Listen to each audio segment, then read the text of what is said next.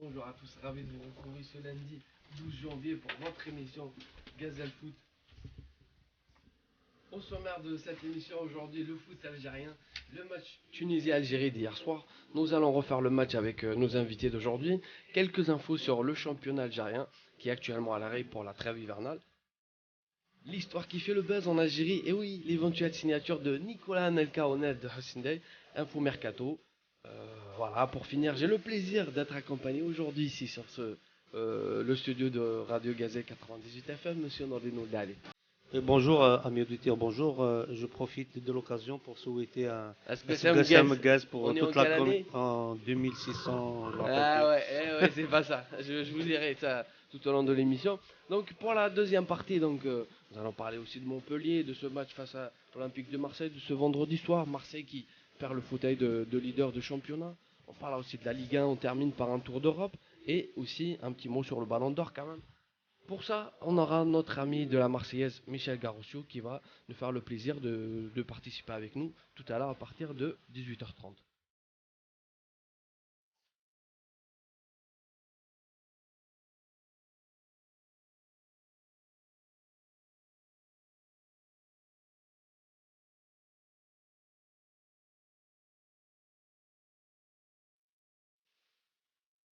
Et oui, de retour, on est là sur le studio de Radio Gazelle 98 FM, chers auditeurs, chères auditrices, on est au taquet sur la première émission, enfin la deuxième émission de l'année 2015 quand même. Donc on parlait de ce match, Nordine, de... Oui, c'est un match bon, qu'on a tous vu. C'est un match utile pour la sélection algérienne en préparation de la CAN, de la Coupe d'Afrique des Nations. Oui, Et aussi, c'est un match très utile aussi pour l'équipe tunisienne aussi. Donc, on a vu un match de Coupe d'Afrique, quoi. oui, bah, de bonnes sélections aussi qui prétendent à faire quelque chose pendant ce tournoi de la CAN. Donc il faut quand même rappeler ceux qui nous écoutent.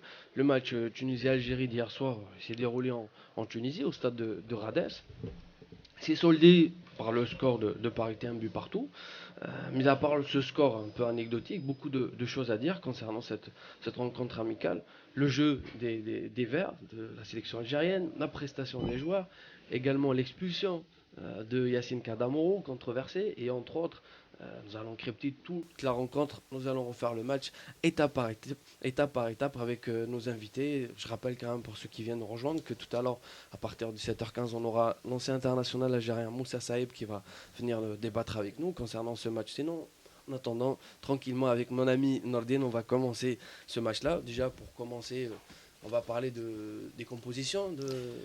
Ben, il a fait la composition de l'équipe. Elle était proche de l'équipe type qui va entamer la Coupe d'Afrique, je pense. Hmm. Peut-être avec un joueur à deux joueurs près. On rappelle, voilà, pour les entrants, c'était Mbolhe au cage. Donc ça, il y a Zimamouche qui était blessé aussi. Donc il y a Mbolhe qui était dans les cages. Côté droit, comme à chaque fois pour l'instant, c'est Mandi. Côté gauche, il y a eu le forfait de Roulem qui est blessé aussi, donc qui a été remplacé par Sabah. Msbah, Jamal Msbah. Dans l'axe central, donc on a Kadamo. Kadamoro, aussi, lui aussi un réserviste qui a été appelé à la dernière minute par rapport au forfait de Belkalem. Donc on a Kadamoro avec Medjani aussi. Et les deux 6 Lassen et Bentaleb. Et on a aussi Farouli à droite. Et à gauche, Mahrez. Et les deux attaquants devant, Yassine Voilà. Brahimi qui tourne autour de Slimani. Slimani. Contrairement à la Tunisie, c'était... alors, pour la Tunisie, donc je disais... Déjà, il faudra parler un petit mot c'est le classique, hein, le 4-4-2, un peu. Maintenant, on a l'habitude avec cette composition avec Christian Gourcuff. Donc, pour la Tunisie, dans les cages, il y a eu Matouli, c'est ça, Mello, le côté gauche. Ben Youssef et Abdenour, c'était dans l'axe central. Rgad et Seyhi Nater dans l'axe. Et Khazri, le Bordelais, sur le côté droit. Chiraoui aussi dans l'axe comme un 10 et Khalifa devant tout seul, l'ancien Marseillais, et Ben Youssef sur le côté gauche. Donc on a un système de 4-2-3-1. Voilà, déjà pour la composition, un petit mot. Ben, pour la composition, comme j'ai dit, c'est un peu l'équipe qui va se rapprocher du premier match de la Coupe d'Afrique. Hmm. Donc il a essayé de mettre, je pense, 80% de son équipe type en œuvre. Ouais, là, mis à part quelques joueurs, comme on le disait, notamment dans l'axe central, À savoir, est-ce que peut-être c'est Kadamoro Eric. qui va laisser sa place au profil de Halish qui était Halish. blessé lui aussi. Euh, bon, sinon, à part ça, je veux dire, c'est l'équipe type, carrément. Oui, oui, oui, parce qu'ils veulent les mettre en compétition d'entrée. Et après, bon, pour les Tunisiens, donc on va quand même dire un petit mot. Donc le Georges Lekens, l'ancien sélectionneur algérien aussi, il est passé du côté d'Algérie. Il a aligné les quatre attaquants parce que dans le système, là, le 4-2-3-1, les quatre attaquants devant. Mais il n'y avait pas un attaquant franc, c'était plus des milieux offensifs, donc Mais c'était un choix de sa part. ce qui est intéressant dans l'équipe tunisienne, c'est le bloc équipe qui prime sur les individualistes. Mm. Ce que moi j'ai remarqué, c'est que c'est le bloc équipe qui a mis. On avait plus un bloc équipe que des individualités. Individualité, ouais. Bah, c'est vrai que le début de la part de la sélection algérienne était un petit peu mitigé. Les Tunisiens, ce qu'on disait là tout à l'heure en off, les Tunisiens ont mis d'entrée le pied sur la rencontre. Ils sont rentrés tout dans leur match. Contrairement aux Algériens, il fallait attendre presque le premier quart d'heure. Ouais. Après cette occasion de faire rouler qui enroule une frappe sur le côté droit du gardien tunisien, mais c'était pas cadré. Mais c'est vrai que les Tunisiens, c'était du costaud. Ils ont mis. Parlons des Algériens. Donc on a vu plusieurs visages de cette équipe pendant le match. On a vu, comme tu as dit, le visage des Algériens pendant le premier quart d'heure. Après, jusqu'au premier but. Après, des visages en deuxième mi-temps. Donc ils avaient une entrée mitigée premier quart d'heure. Après, ils ont pris le dessus, ils ont conservé le ballon. Mais à un moment donné, on n'a pas réussi à contourner le bloc tunisien. Ce que le coup franc, le but, d'ailleurs le but est venu par coup franc, donc c'en est une preuve.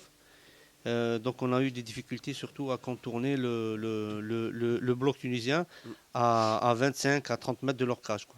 Ça, c'est une bonne leçon pour nous. Justement, il fallait attendre le premier quart d'heure pour voir une équipe d'Algérie reprendre un peu les choses, équilibrer un peu les débats, j'ose dire, à l'image de cette occasion, comme je viens de le dire, de Faraouli. Mais c'est vrai que les joueurs tunisiens, enfin la sélection tunisienne, ont bien réduit les espaces, un pressing très haut pour gêner la relance propre des Algériens. Ce que j'ai souligné aussi, défendait presque à 3 contre 1 à chaque fois, harceler le porteur du ballon à chaque fois. Ouais, voilà, on nous a mis dans la difficulté. C'est-à-dire la solution tunisienne sur le plan défensif, c'est qu'ils attaquent la source des ballons. Il faut éviter que Fegoli ou Brahimi ou Mahrez et le ballon, parce qu'ils sont dangereux balle au pied. Donc qu'est-ce qu'ils ont eux choisi de presser le porteur, la source du ballon en défense, qui était en défense. Donc nous ont attaqué haut. Bah, c'est vrai que, mais ce qui est intéressant aussi à souligner, c'est que dans le match d'hier, on a vu, comme on le dit, c'est que les deux défenseurs algériens qui étaient dans l'axe, est-ce que peut-être c'est manque d'automatisme ou c'est pas trop, c'est vrai que c'était pas trop coordonné. C'est la première fois qu'ils jouent ensemble. Première fois, je sais pas, peut-être ça a été aligné par le passé récent, mais c'est vrai qu'il n'y avait pas d'automatisme. On a vu que voilà, ils étaient pas à la rue, mais voilà, c'était dur. Ouais, il y a une défaillance dans l'axe, il faut le dire. Donc on a une défaillance dans l'axe central de la sélection. On a trouvé des solutions sur les côtés. On a trouvé un Mendy qui est un peu en confiance. Plus côté droit qu'il y a eu le surplus, plus l'appui offensif, que le côté gauche, c'est vrai qu'on... Bon, le côté gauche, on sait que Mosbah, c'est pas un arrière-gauche de métier. Comme Roulin, par exemple. On est un peu milieu gauche, il peut dépanner à gauche. Donc voilà, l'équilibre, il faut vite le trouver avant le début de la CAN. Et là, on se disait qu'un match fermé, très serré, équilibré, la solution allait sûrement arrêter, c'est fut le cas. Yacine Brahimi, quand il prend ses responsabilités pour frapper le coup franc, il le frappe bien d'ailleurs, à la 39e minute. Dans le 2 de la défense, c'est un peu à la mode, c'est trop dur pour les gardiens. Et voilà, l'autre Yacine Kadamoro, il a jailli pour couper la trajectoire avec une tête imparable. Ouverture du score en faveur de l'Algérie, 1-0 à la 39e minute. C'est une suite logique vu le temps fort du match. Quoi. Donc moi j'attendais qu'on marque sur un contre-attaque ou une attaque rapide. Et là ça nous donne aussi une solution en Coupe d'Afrique. Donc c'est un moyen de travailler en préparant la Coupe d'Afrique parce que les équipes elles vont être très regroupées derrière, parce qu'ils vont nous attendre parce qu'on a des joueurs très techniques, donc ils vont se regrouper.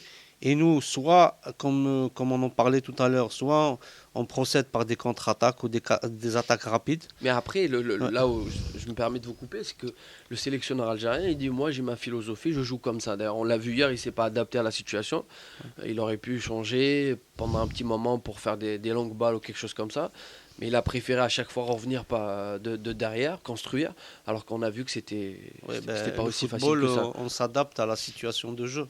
Ça ne veut pas dire que l'entraîneur il dit systématiquement on fait sortir le ballon de derrière, on essaie de construire, c'est ma philosophie, c'est mon style de jeu ou quoi. On s'adapte à l'équipe adverse, on s'adapte à nos qualités.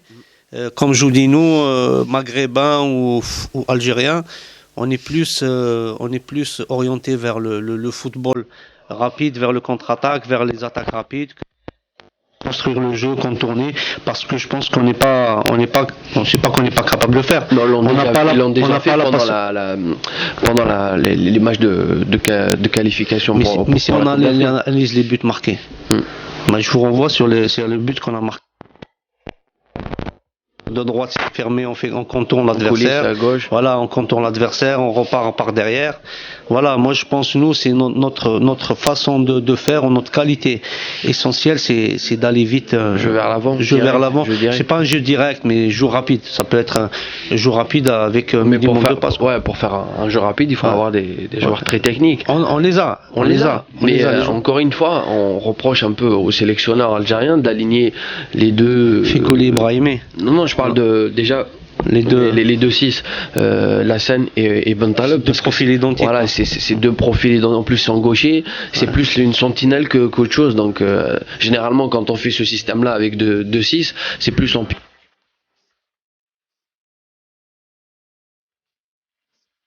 Il est 17h21 passées, vous écoutez Gazelle Foot sur votre radio Gazelle 98 FM. Chers auditeurs, chères auditrices, on est toujours là en train de débattre concernant le match d'hier soir, en attendant que l'ancien international algérien Moussa Saeb qui va se joindre à nous et débattre avec nous pour ce match. Donc avec notre ami Nordin Oldari qui est toujours présent ici sur le studio, ça va ? Oui, ça va. Bon, le match on l'a pas encore terminé. Voilà. Donc, on était en train de parler par rapport à l'organisation algérienne et donc on disait par rapport au but qui a été marqué par Yacine Kadamoro, une joie courte durée, 5 minutes après. Il s'est passé des choses, ça allait très vite. Mais comme on disait, les Tunisiens, ils avaient leur bloc défensif assez haut, donc ils nous ont forcé à faire une faute. Donc le but est venu après l'erreur, la faute commise par Kadamoro. Justement parce que moi j'ai regardé hier le match et j'ai revu les images à chaque fois. Malheureusement on n'a pas un angle cette caméra pour repérer mais il semble que c'était plus Karl Medjani qui était le dernier défenseur. L'arbitre marocain il voulait appliquer la loi, le dernier défenseur pour mettre le rouge. Mais je pense que c'était plus Karl Medjani qui était le dernier défenseur que Kadamoro, donc je pense que quand même une expulsion, c'est un peu sévère. Voilà, donc ça a fait basculer carrément le jeu et le match. Donc après, et surtout ça a changé beaucoup le dispositif algérien. Ouais, par contre, il y a un monsieur qui vient nous rejoindre et qui va se joindre à nous, monsieur Moussa Saïb, bonjour. Oui, bonjour. Ça va?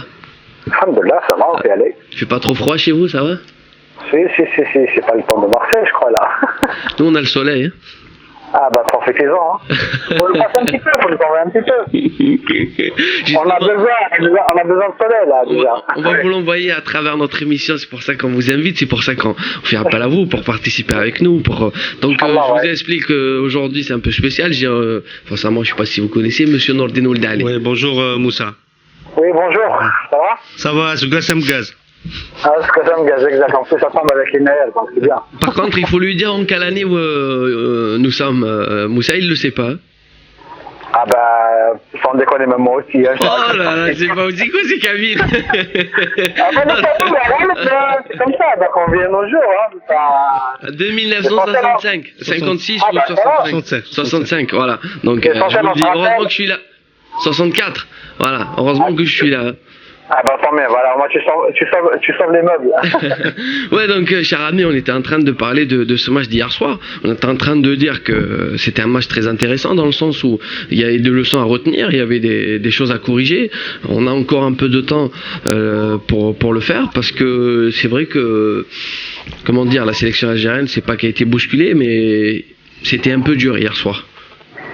Ouais, je sais que tous les matchs déjà, c'est un derby maghrébin. Quand algérien et tunisien, c'est toujours c'est des matchs un peu palpitants. Donc, en plus, ça restera toujours un match amical, un match de préparation pour la CAN. Chaque sélectionneur, il a un but dans ce match. Donc, c'est pour un peu faire les derniers réglages qui manquent à cette sélection, quoi. Dans notre cas, donc, Gourcuff, il a fait une équipe. Je crois, majorité qui va débuter le premier match contre l'Afrique du Sud. Donc, elle a vu des lacunes, elle a vu ce qui a marché, ce qui n'a pas marché. Et maintenant, c'est à lui de voir, il reste 6 jours pour peaufiner les derniers réglages, quoi. Mais c'est vrai que ce qu'il faut rappeler, c'est que bon, après il y a eu le forfait par rapport à la défense par exemple. Et non seulement il y avait Halish qui était blessé, en plus il y a le forfait de Saïd Belkalem. Je pense qu'ils vont, surtout Saïd, il va peut-être manquer un peu à la sélection algérienne. Ouais, il a commencé à se refaire dans cette sélection. En plus de ça, il composait un bon paire avec Karl Medjani, comme il jouait dans le même club. Donc il jouait dans le même... Oui. Bon, enfin, Karl, il joue, ça dépend. Des fois, il est plus. Ça dépend. Des fois, il est derrière, soit des fois, il est devant la défense en sentinelle. Donc, mais c'est vrai qu'il y a beaucoup de connivence entre ces deux joueurs-là. Ouais, voilà. Donc, le défensif, un axial, donc c'est presque. Il n'y a pas trop de différence. Oui. Qu'est-ce que vous voulez, il y a d'autres joueurs qui peuvent remplacer. Donc, on a vu, il y a Bougara qui peut faire l'affaire, il y a Halish qui va revenir aussi. Donc, un peu court physiquement, non, Moussa? C'est plus le Majid qu'on a connu, c'est notre ami, on l'aime bien, mais voilà, même lui, il doit savoir. Nous, on a une image de lui, le Majid, le guerrier, il a plus de 20 ans aussi, hein. Donc, on prend de l'âge, donc on avance dans l'âge, donc c'est la fatigue, même le championnat où il joue, donc ça aide pas à garder Il n'y a pas de rythme. Voilà, exactement. Ça aide pas à garder le rythme de haut niveau, quoi. Donc, ça peut être aussi un joueur utile, Moussa. Ah oui, un cadre pour l'équipe. Même en dehors du terrain, il est dans le vestiaire. utile, hein. Donc, c'est un leader, c'est l'ancien capitaine, donc il a son mot à dire. Donc, je crois que Gourcuff, il a pris plus pour cette option qu'autre chose, quoi. Bah ouais, pour ce il connaît l'Afrique, il a fait pas mal de CAN, je crois 3 ou 4, donc ce sera peut-être voilà, il a une très bonne expérience là-bas en Afrique, parce qu'il faut rappeler quand même à chaque fois ce qu'on disait en Afrique, c'est différent. En plus cette année, ça va être un peu plus spécial. On a beaucoup de joueurs, c'est leur première CAN qui vont jouer, hein. Oui, justement. Mis à part quelques-uns. Alors, cher ami, je vais juste vous demander de rester avec nous si vous le souhaitez bien. On va faire l'appel à la prière, on revient juste après. Ça vous embête pas? Pas de souci. À tout de suite. Merci beaucoup, restez en ligne.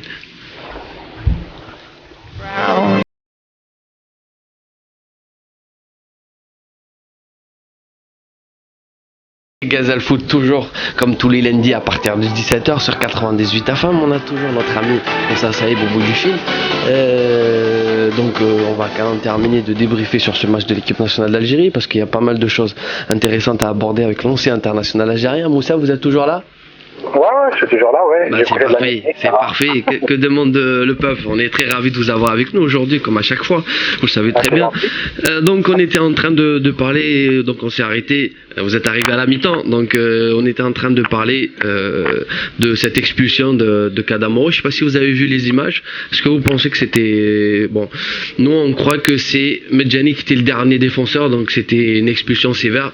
Mais bon, voilà, c'est un fait de jeu, c'est comme ça, malheureusement. Non, je crois l'arbitre, il a fait ce qu'il a fait. Donc, expulsion, c'est à sa guise, donc il faut respecter son choix. Donc je crois que c'est pas ça qui a marqué le but. C'est même si Oui, il faut pas non plus. Ouais, le mérite revient. Le Bordelais, c'était un super but. Malgré que voilà, on est algérien, il faut le dire. C'est voilà, une très bonne lucarne. Il a nettoyé un peu l'araignée. Donc voilà, c'était un angle très fermé. Ouais. Très fermé. C'était plus pour un gaucher que droitier le coup franc, Moussa.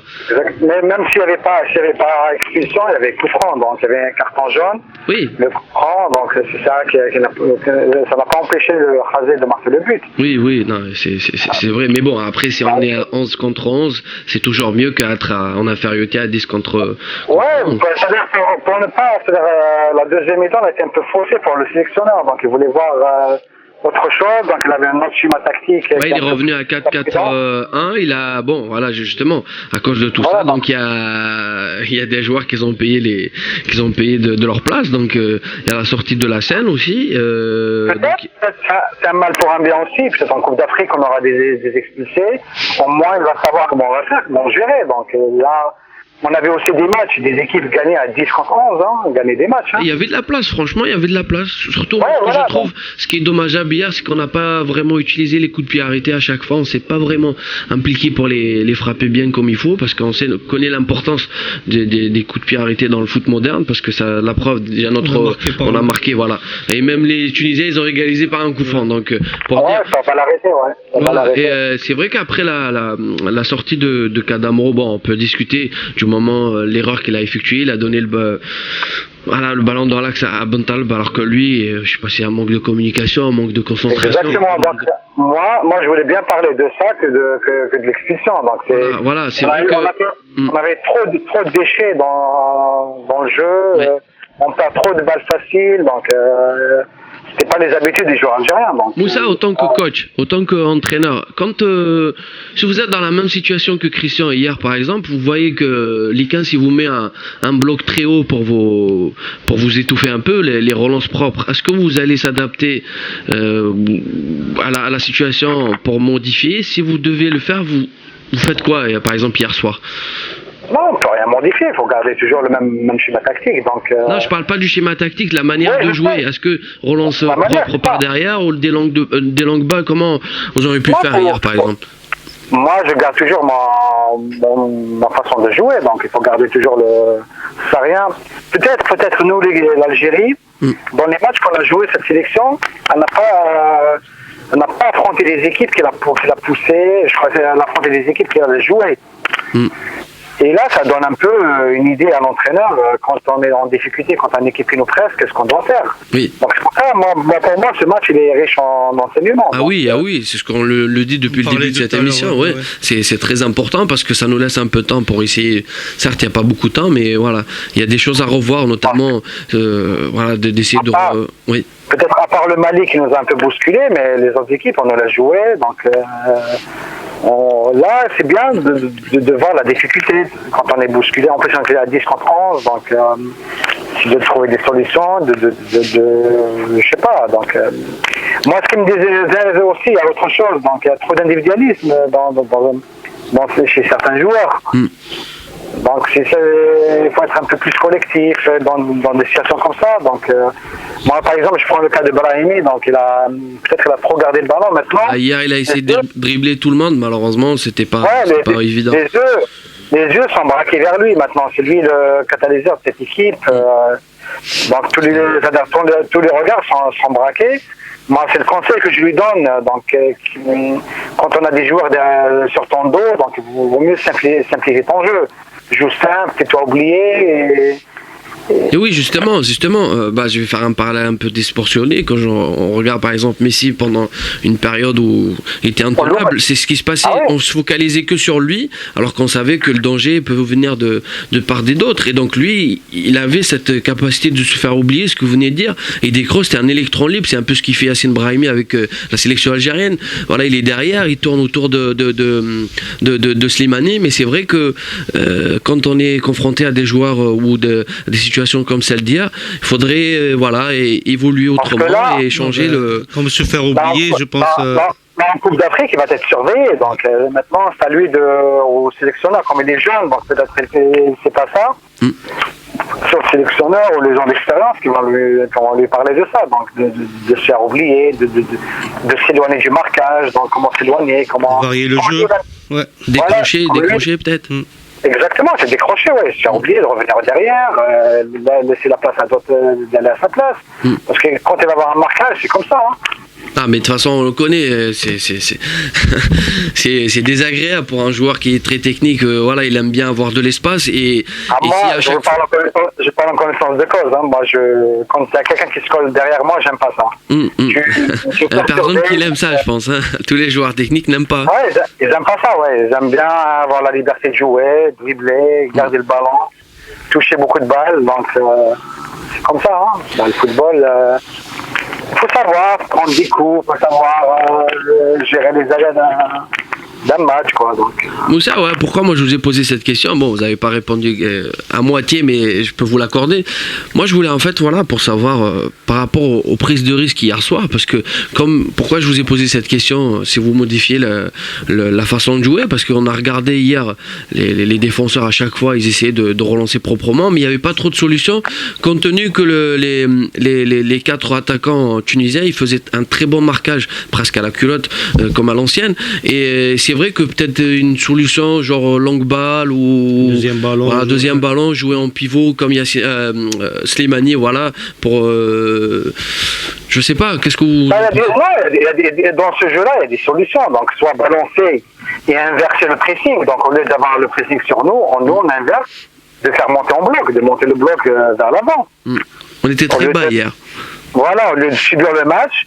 Donc c'est la défense qui doit faire monter tout le monde, quoi. Donc au lieu de jouer derrière, de donner l'occasion aux attaquants adverses de te presser ou de te bloquer les couloirs. Donc c'est à toi d'inverser ce pressing, donc de balancer devant pour les attaquants et de monter en bloc.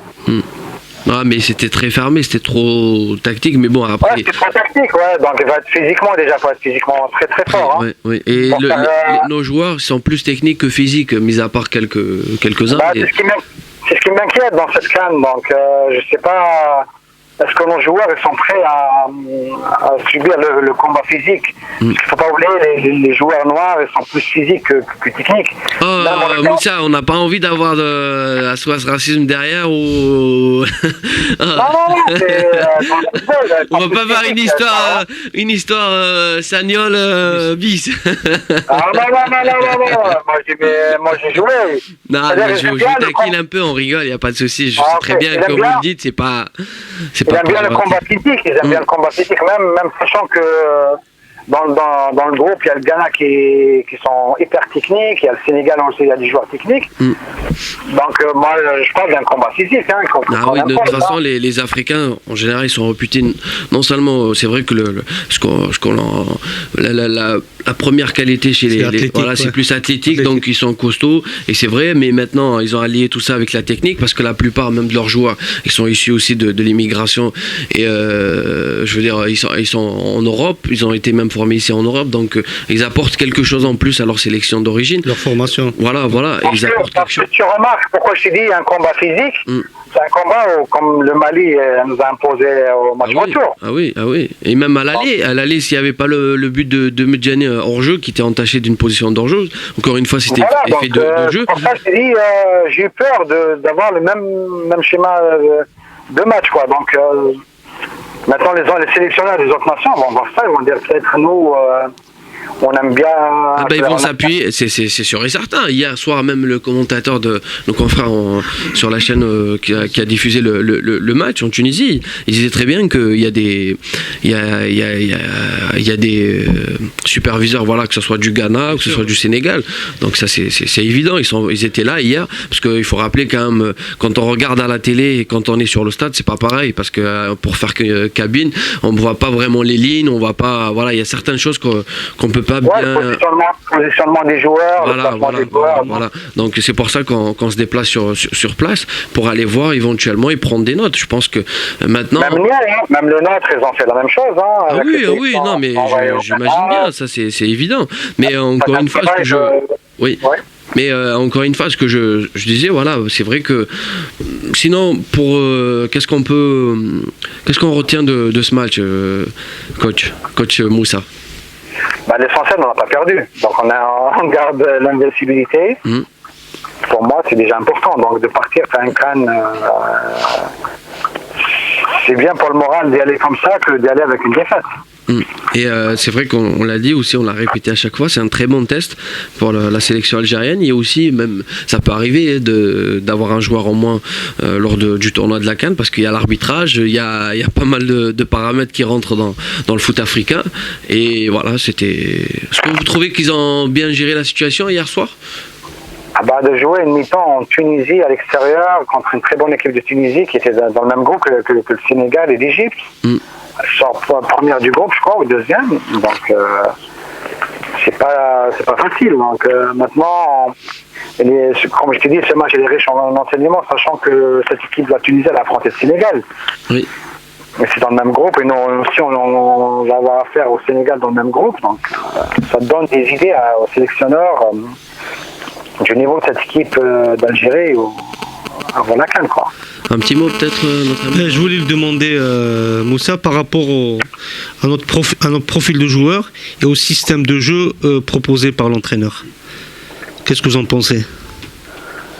C'est-à-dire l'entraîneur, il a changé de schéma tactique par rapport à l'Elozic, donc c'est pas le même. À l'époque, on jouait avec une seule pointe. Maintenant, comme Gourcuff, c'est un adapte du 4-4-2. Les joueurs, je crois, jusqu'à maintenant, sont un peu adaptés, parce que c'est pas le premier match qu'il a fait. Donc là, il est à son 7e match avec la sélection. Donc c'est le même schéma tactique qui a apporté ses fruits. On est à 5 victoires, une défaite et une nulle. Pensez que, je veux dire, c'est pas à revoir. Donc ça, c'est ancré dans un schéma tactique, il peut être modifié au cours d'un match. Hein. Oui, par rapport à notre profil de jeu, moi, comme vous dites, je sais pas, on n'est pas notre profil de joueur, on n'est pas des joueurs à faire sortir le ballon calmement de derrière, on n'est pas patient pour l'appliquer, je pense.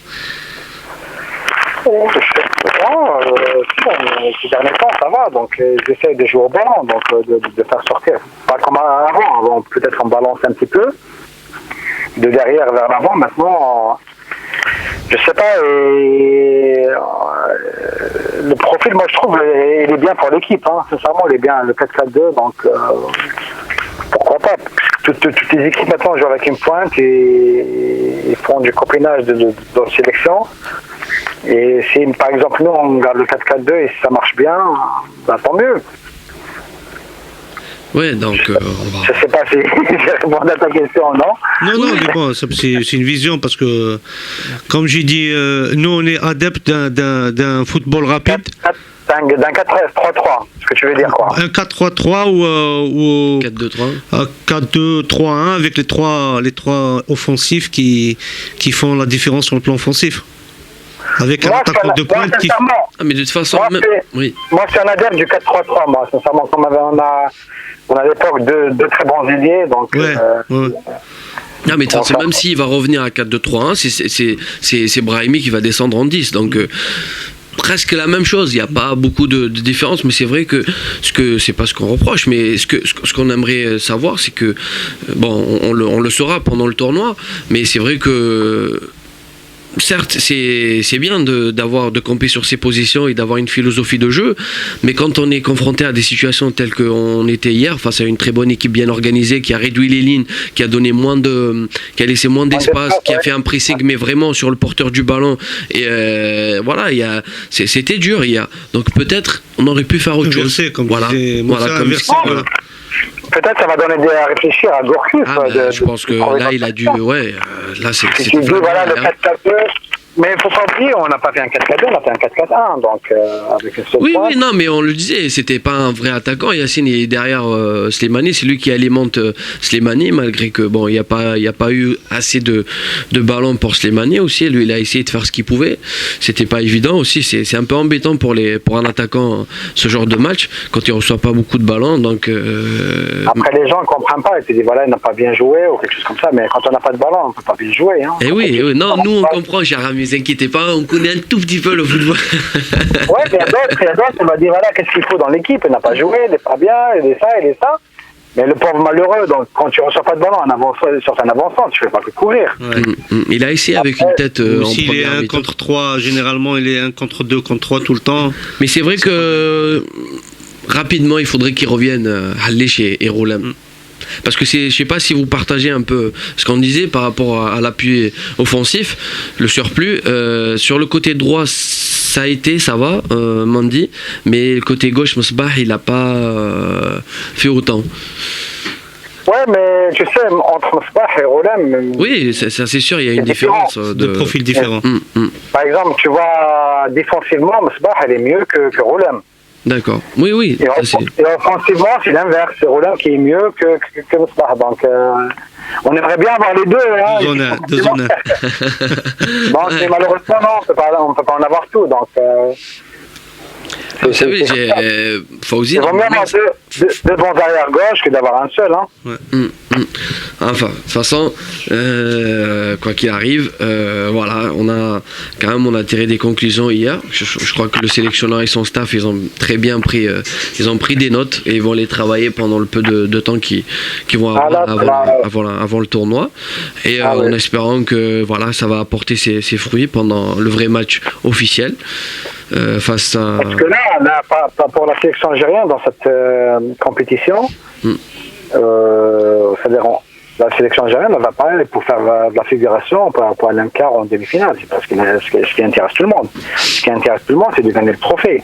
Et vous pensez que, déjà juste avant, je voudrais quand même saluer le très bon match de la sélection tunisienne et notamment un joueur qui s'est distingué un peu plus que les autres derrière. Vous voyez de qui je parle, Ayman Abdelnou, le monégasque. Il était à chaque fois il a intercepté pratiquement toutes les attaques algériennes. C'était un poison derrière. Il n'y a rien qui passait devant lui. Il a tendu toute la pelouse hier. Je pense qu'on n'avait pas besoin d'un jardinier. Lui, il est comme ça. Son jeu, c'est... Ouais, il s'est aguerri. Il a pris plus de confiance. Je trouve qu'il a mûri un peu depuis qu'il est à Monaco. Il côtoie le haut niveau, la Ligue des Champions. Voilà, il faut le saluer. Il joue souvent ces derniers temps aussi. Hein, donc, oui, il est titulaire, que ce soit que c'était à Toul ou TFC ou depuis qu'il a rejoint Monaco, il joue, il est tout le temps aligné. Et donc, ce que je disais.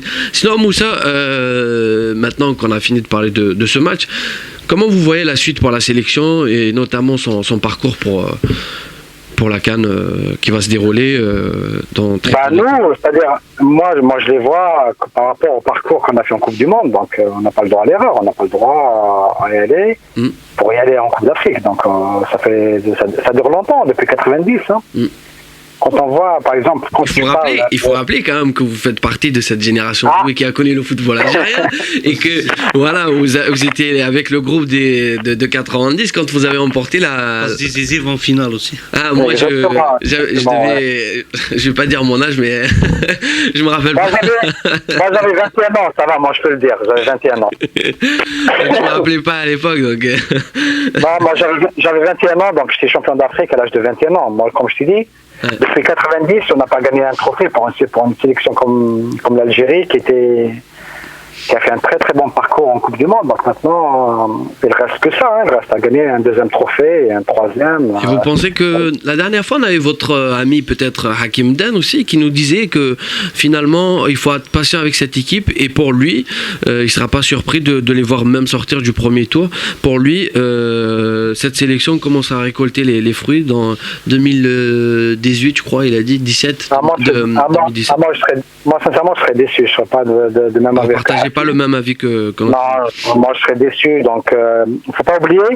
C'est-à-dire que si tu sors par la petite porte de la CAN, ils vont dire le parcours de la Coupe du Monde, tu vas l'effacer. Hein. Tu dis voilà, c'est comme ça, tu n'as rien fait en Coupe du Monde. C'est pas possible. Donc, tu fais un parcours extraordinaire, tu te fais éliminer par le champion du monde, difficilement, au temps additionnel et à temps prolongation, ce que je veux dire. Et après, tu sors, tu fais une petite Coupe d'Afrique. Donc, c'est un peu. C'est paradoxe. C'est un peu contradictoire, quoi. Donc, c'est pas. Tu peux te poser des questions après, tu dis, c'est pas normal. Vous les voyez aller très loin ou comment Bon, je ne vous demande pas de faire Madame Irma, hein, vous n'êtes pas un visionnaire, mais voilà, par rapport à ce que vous voyez, par rapport à ce que vous avez vu hier soir aussi, par rapport aux adversaires. Par rapport au statut qu'on a, on est la meilleure équipe d'Afrique, est-ce que je sache? jusqu'à preuve de contraire. Bah, il y a aussi d'autres bonnes équipes. Moi, la dernière fois, on avait notre ami Bakary Cissé, c'est un journaliste. Quand on voit les statistiques ou autre chose, on est la meilleure équipe.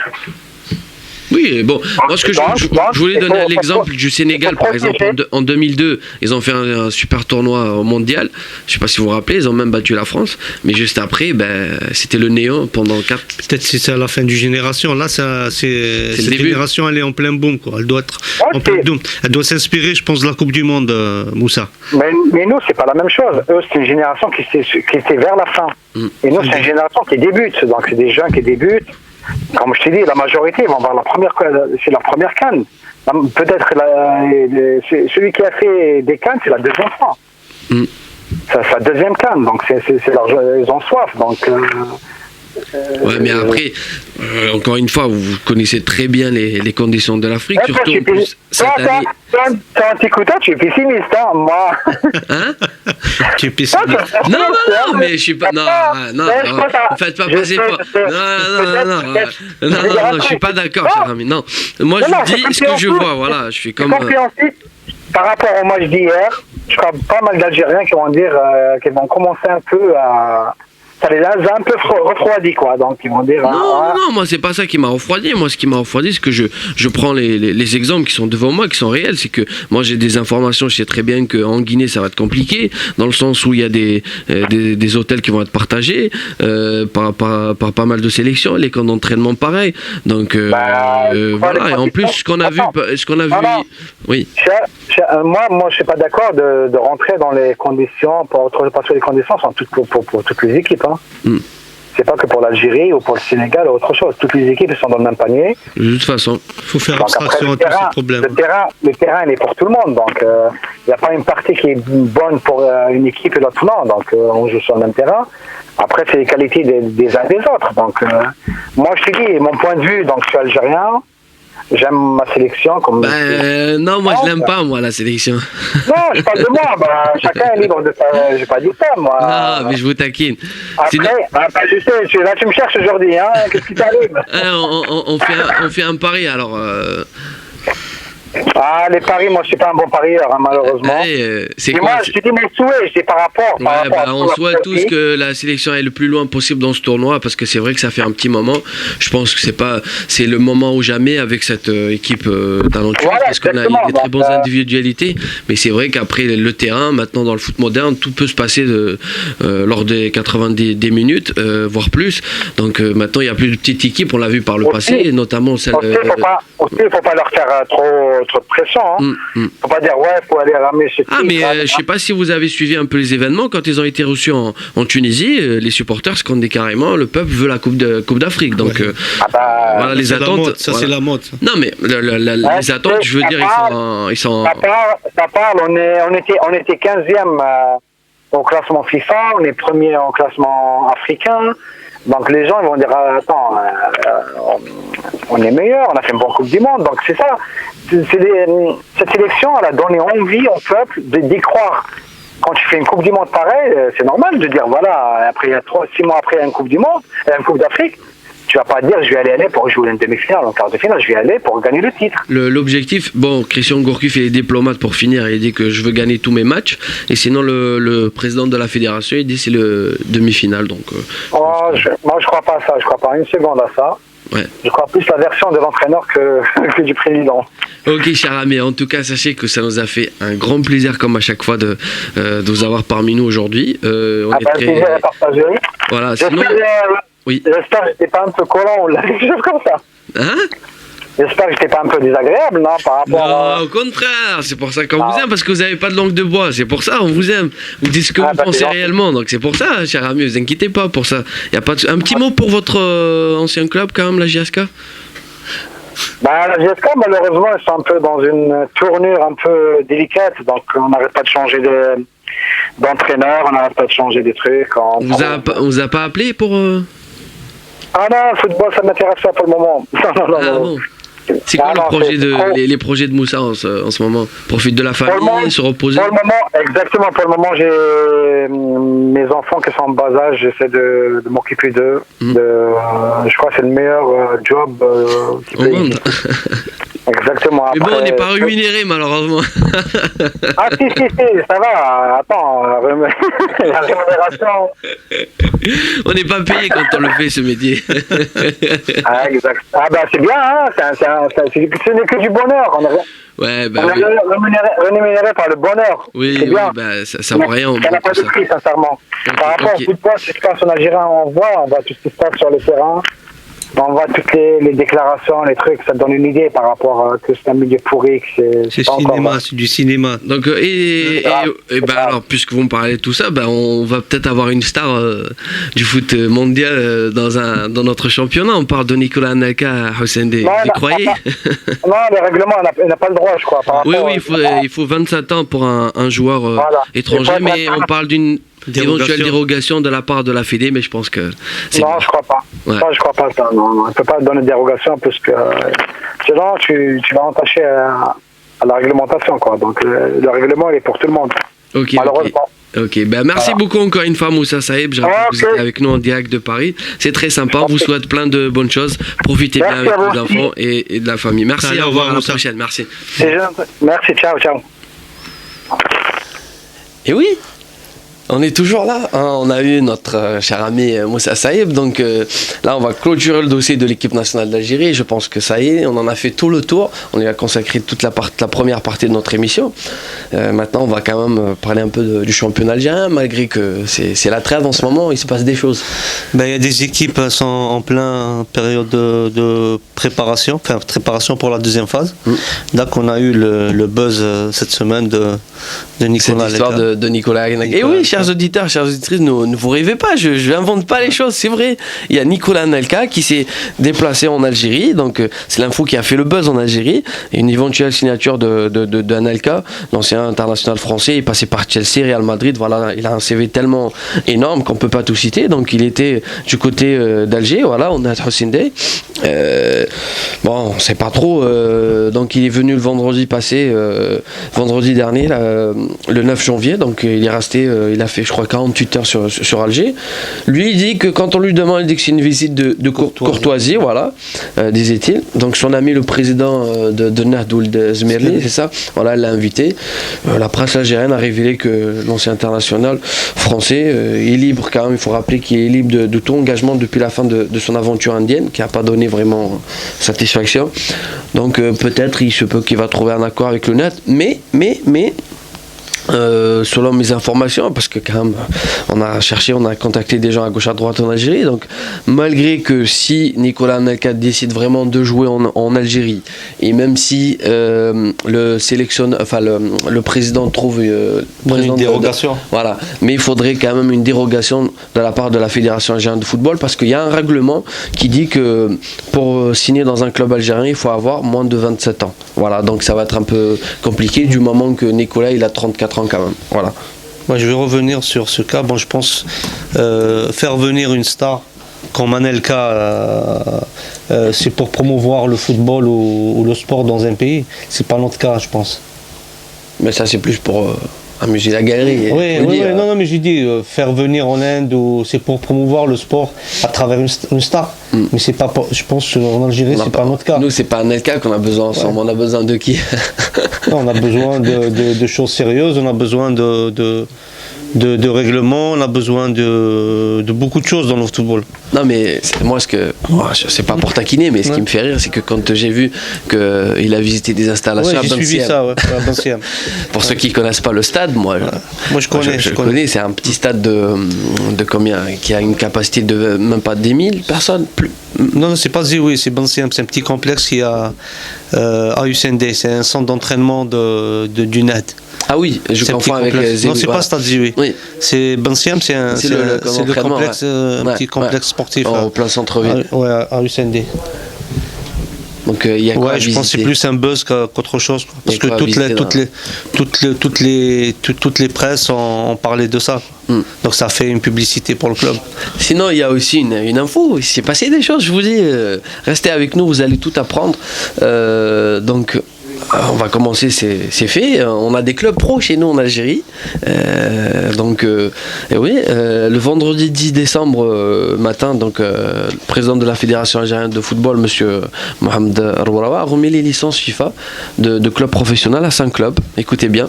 Là, Souchlef, Sétif, ISA Sétif, Mouloudia d'Alger, l'Alma, Mouloudia de l'Alma et l'USM Alger.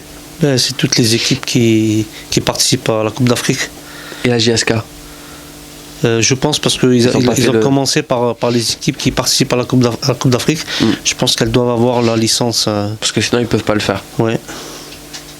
Mais est-ce que. Je sais pas ce qu'on peut dire. C'est vrai que c'est une formalité. C'est au niveau de la FIFA, mais c'est vrai que c'est discutable un peu. Ouais. C'est une formalité parce que si on pioche. Je veux dire, quand on regarde réellement, j'ai rien contre la Souchlef, j'ai rien contre le Mouloudia, j'ai rien contre l'Alma. Attention, la Souchlef, ils ont leur infrastructure. Hein. L'Alma, ils ont leur infrastructure. C'est sérieux par rapport au Mouloudia et par rapport à, je pense, à beaucoup d'équipes. Vous, allez, on va commencer par l'USM Alger. Vous avez travaillé à l'USM Alger. Oui. Je sais que moi, j'ai eu l'occasion d'aller sur place. Ouais. Depuis qu'il y a l'arrivée des frères Haddad, ça a changé un peu. Il y a une professionnalisation. C'est un peu un gros mot, ouais, je pense. Après, je sais pas. Il y a eu du changement, il y a eu quelque chose qui ont été améliorés, notamment ils ont fait une salle de presse. Oui, il y a beaucoup de bonnes choses. Moi, j'ai les vestiaires qui ont été changés. Les vestiaires, il y a une salle de muscule, il y a une salle médicale. Il y a des choses qui ont été faites à Bollorine. Donc il y a le terrain, ils ont refait le terrain. Donc ils ont essayé d'améliorer les infrastructures. Bon, et comme il n'y a pas assez d'espace, donc ils ont fait rénover ce qu'il y a. Mais c'est vrai que par exemple, quand on prend le cas du ASMA d'Alger ou même le Mouloudia d'Alger, quand on regarde ces grands clubs, ils n'ont même pas un camp d'entraînement, ils sont obligés à chaque fois de s'entraîner, que ce soit pour le Mouloudia, c'est en haut dans un complexe à Hadjout, je crois, c'est ça. Non, c'est le stade annexe de 5 juillet. Voilà. Et l'USMA, à chaque fois. À Bollorine, c'est à Bollorine. C'était pas fini. Non, l'USMA c'est leur stade. Donc leur stade, c'est eux le locataire du stade. C'est pas leur stade, il leur appartient pas, il appartient à la mairie. Ils gèrent leur infrastructure. Donc quand j'étais, on s'entraînait comme on voulait, quoi.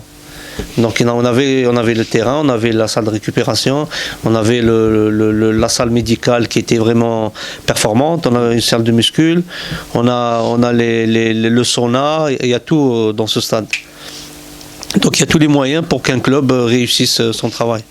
Non mais après c'est vrai que peut-être vous aurez préféré travailler dans un autre camp d'entraînement, comme ça se fait un peu partout. Oui, mais quand vous n'avez pas le choix, ils vont mieux s'entraîner à Bollorine que comme le Mouloudia, ils n'ont pas de terrain.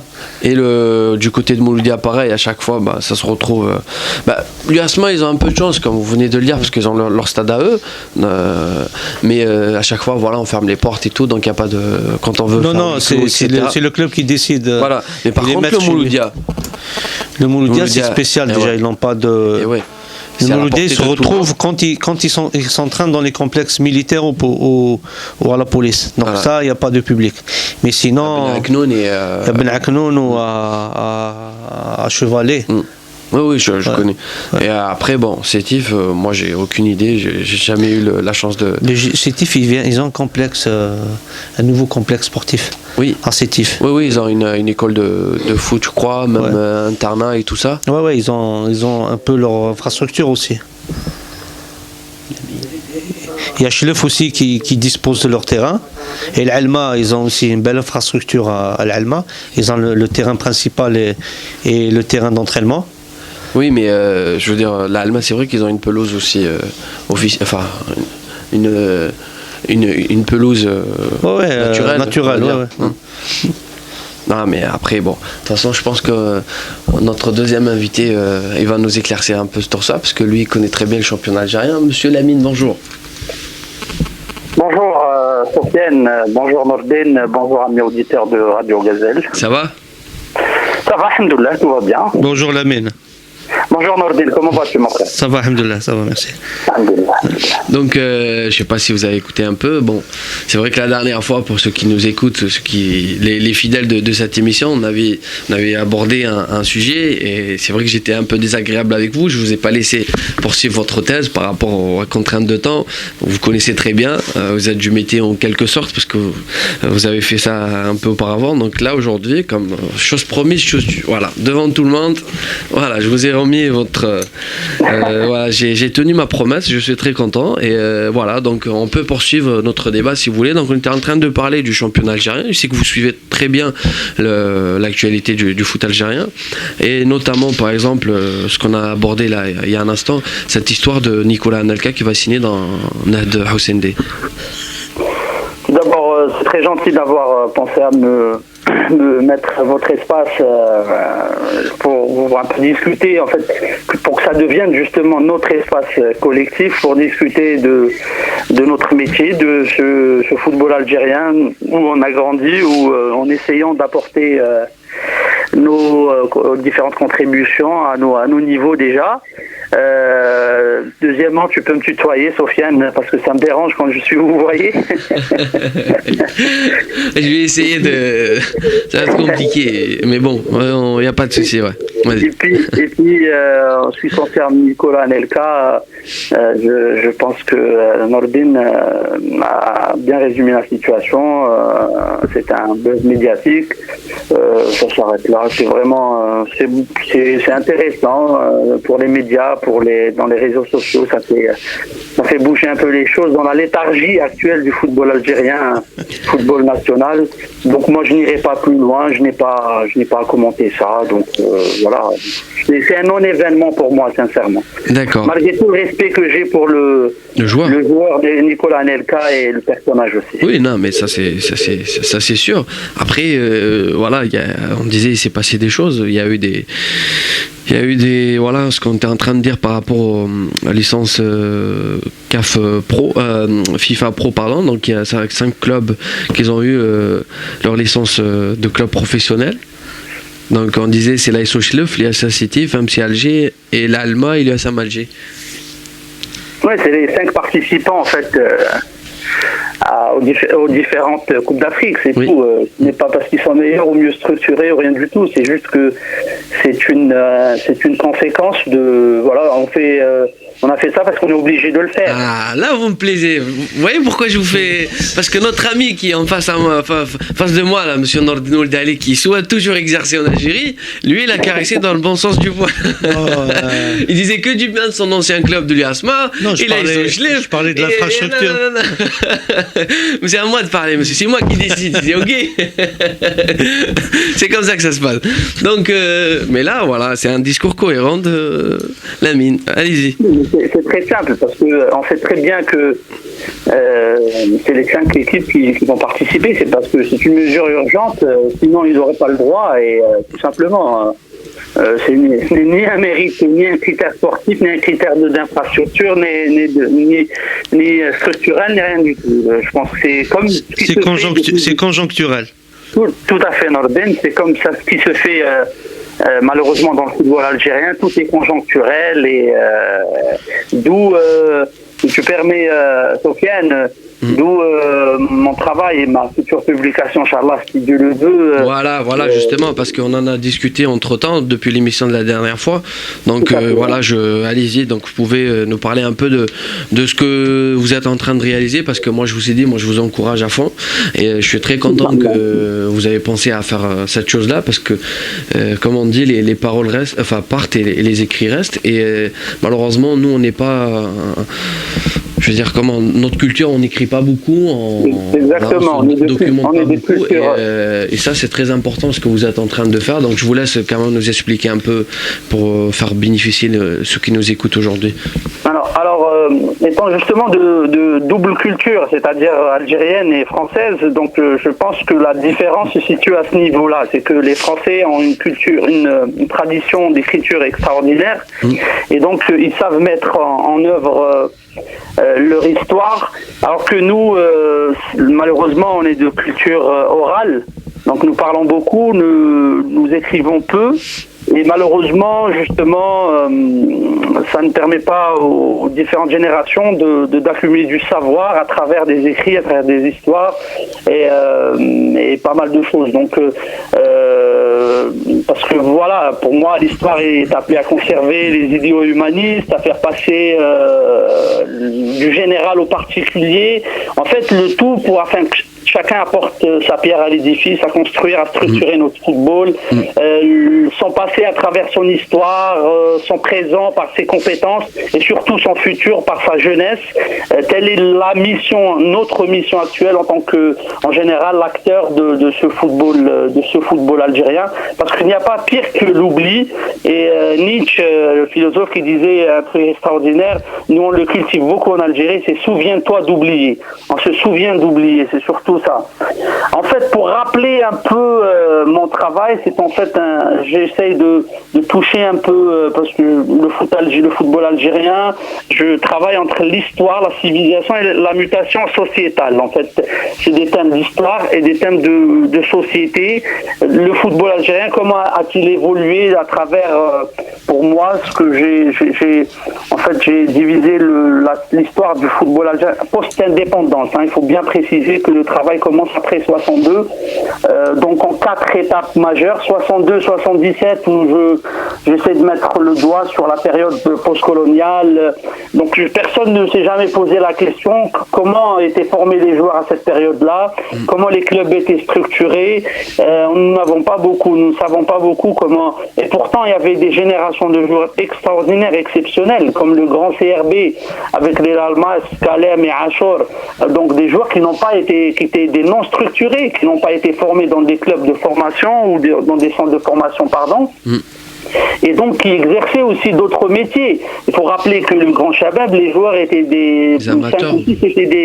D'abord des amateurs, étaient des policiers, étaient des gars qui travaillaient à côté. Voilà. Et après il y a eu pendant toute cette période-là, il y a eu un football amateur, un football de masse, on peut appeler ça. Et puis il y a eu la deuxième période justement où les gens de l'époque ont réfléchi à partir de 77 exactement à la réforme sportive qui a été bien réfléchie avant, mise en place par des gens, par justement des universitaires, des académiciens, des politiques, des sportifs qui ont mis en place ce qu'on a appelé à l'époque la réforme sportive. Il y avait une volonté aussi, Lamine, il y avait une volonté de faire quelque chose. Une volonté politique. J'ai justement dit politique aussi. Donc tout est lié. Quand je parle de mutation, d'histoire de civilisation, c'est que la politique est liée, les décideurs. Justement, de 77 à 89, je vais arriver à 89. Cher ami, je serai obligé de vous couper. Juste une petite pause publicitaire, on vous reprend juste après. Ne vous inquiétez pas, on va terminer la thèse. Ok ? Pas de problème. Merci, cher ami. À tout de suite.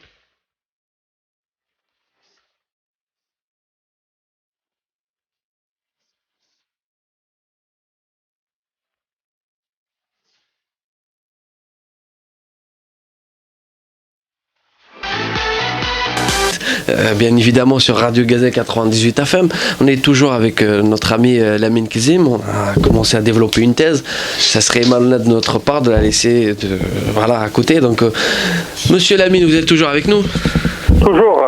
Ça nous fait plaisir de vous avoir avec nous aujourd'hui parce qu'on parle des choses très intéressantes. Par contre, juste si je vous demande de baisser ou éteindre la radio pour qu'il n'y ait pas d'écho, s'il vous plaît. Non, j'ai pas de radio devant moi, non. Ah c'est bon, là on vous entend super bien. D'accord. Ah non. C'est le téléphone, je sais pas, il y a un petit souci, un écho. Je suis sûrement devant mon PC, donc je sais pas. C'est bon, voilà, c'est bon, allez-y. C'est bon ? Oui. D'accord, donc j'en étais à la deuxième étape en fait de justement la réforme sportive qui a apporté justement son lot de règlement de statut, surtout sur le sport national et particulièrement sur le football algérien, et puis son lot d'infrastructures. Pas oublier que toutes les grandes infrastructures, à part ce qu'a laissé la colonisation, a été construit après la réforme, surtout dans les années 80, où beaucoup de ce qu'on appelait à l'époque des OPOV, là, des offices publics, ont été construits pour le football national. Et aussi, il ne faut pas oublier que c'est à partir de cette réforme qu'on a créé justement l'ISTS, l'IEPS, l'ITS, des instituts de technologie et de sport. Vous êtes formés d'ailleurs, je rappelle par on le a passé. été formés tous, Nordin en tant que moi et pas mal de techniciens algériens. On a commencé ensemble la même promotion. La même promo. On a commencé ensemble à l'époque, ouais. Et donc je dirais que c'est une période où le football national était justement au top parce qu'il a été structuré de cette manière-là. Maintenant, justement, je m'attarde sur cette période parce que au moins, je dirais que c'est la seule période où il y a eu quelque chose de concret, où il y a eu une planification, une réflexion, moyens, volonté politique. Après, il y a eu, pour moi, ce qui a été le tournant du football algérien, c'est après 89 et le désengagement en fait de l'État et des sociétés étatiques d'une manière brusque, dû au changement économique, surtout politique.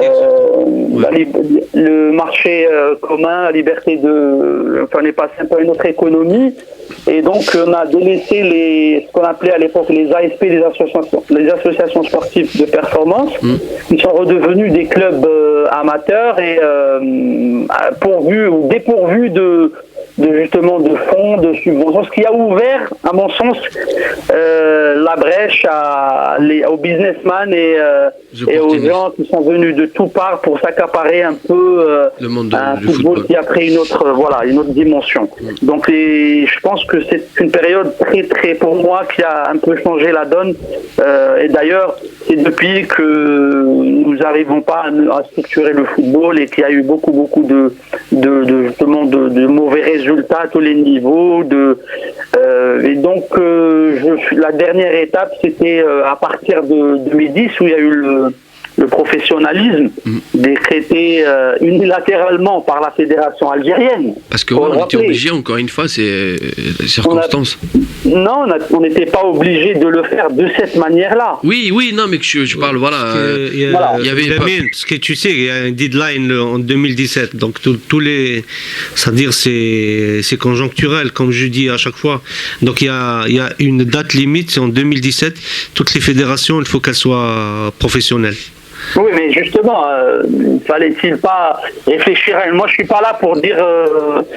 par rapport juste au constat qu'on a actuellement sur le football algérien, la structuration de ce football, je dirais que je pense que tous les avis, en fait, on a eu pas mal de discussions, avec pas mal de gens, c'est que ça aurait été plus sage de réfléchir encore un peu plus et de mettre en place un modèle professionnel qui correspondrait à la vente politique, aux moyens du moment, etc. Et se préparer sérieusement pour un professionnalisme un peu plus sérieux et un peu plus structuré, Nordin. Oui, je suis d'accord avec toi.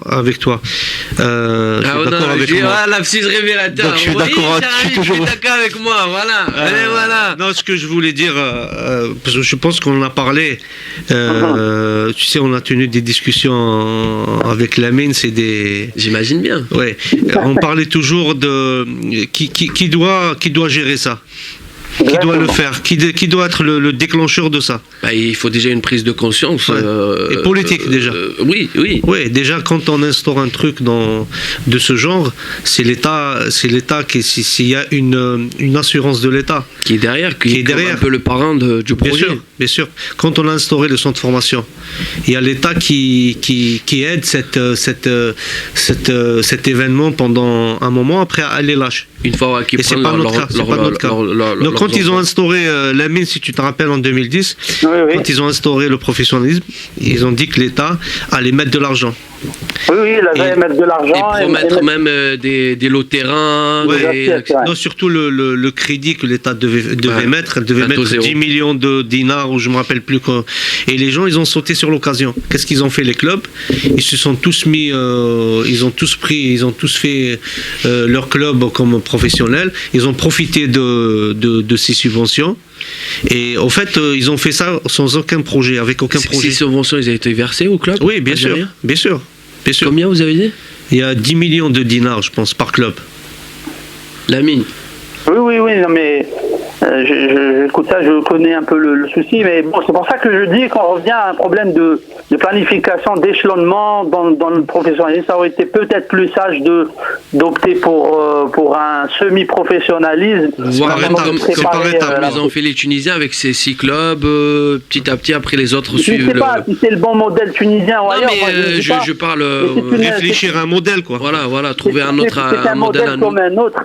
Justement, ma deuxième partie de mon travail, elle va justement dans ce sens-là où il fallait donner un peu le temps à étudier la société algérienne, parce que ça ne peut pas marcher si tu ne connais pas ta société. Moi, je parle souvent pour moi, ce qui est très important, l'espace, l'identité, la société. Donc, j'ouvre dans le travail, je pose beaucoup de questions et j'ouvre le débat pour justement discuter de la notion. Quelle est la notion de l'identité actuellement de l'Algérien et du sportif? C'est pour ça qu'on en arrive à un problème d'identité quand on voit les supporters, par exemple, algériens, où on est arrivé à un point où on se pose beaucoup de questions sur la nature du supporter algérien. Comme vous avez vu, il y a pas mal d'événements qui se sont passés avec, par exemple, l'équipe nationale quand elle se déplace, là où elle se déplace. Donc, est-ce que le supporter de l'équipe nationale est le même, par exemple, du supporter lambda du club du CRB, du Mouloudia, ou même du supporter d'un petit club? Donc, nous, on se connaît pas réellement. Donc, on n'a pas mis les moyens pour connaître, par exemple, la société algérienne, l'identité que revendiquent, par exemple, les supporters algériens dans un stade. Quels sont leurs chants? Pourquoi revendiquent-ils ça? C'est un peu comme la tranche d'âge des supporters moyenne, etc. Donc voilà. Donc c'est la question pour moi, c'est est-ce que c'est une mutation de l'individu algérien ou une transformation de la société tout entière?